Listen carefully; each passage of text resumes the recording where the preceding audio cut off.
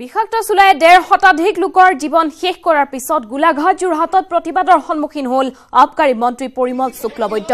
ক্ষুব্ধ লোকে মন্ত্ৰী পৰিমল শুক্লবৈদ্যক ঘেৰাও কৰি সাব্যস্ত কৰে প্ৰতিবাদ। যোৰহাট চিকিৎসা মহাবিদ্যালয় হাস্পতালত আবকাৰী মন্ত্ৰীগৰাকীক ঘেৰাও কৰে ক্ষুব্ধ জনতাই। যোৰহাটত চলি অহা অবৈধ লালিগুৰৰ বেহা বন্ধ কৰাৰ দাবী ক্ষোভ বুজাৰে ৰাইজে।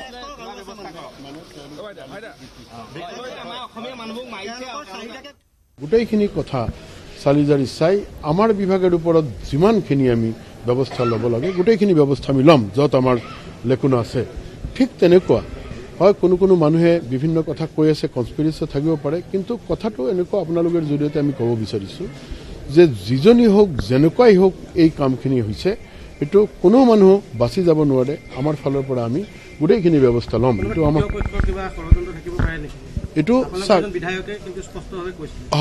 হয় কথা হৈছে যে আমাৰ যেহেতু এনকোৱাৰী চলি আছে, আমি বিভাগেৰ মন্ত্ৰী হিসাবে এই কথাটো এই মুহূৰ্তত এনকোৱাৰী শেষ হোৱাৰ আগতে আমি ক'ব নোৱাৰা অৱস্থাত আছোঁ।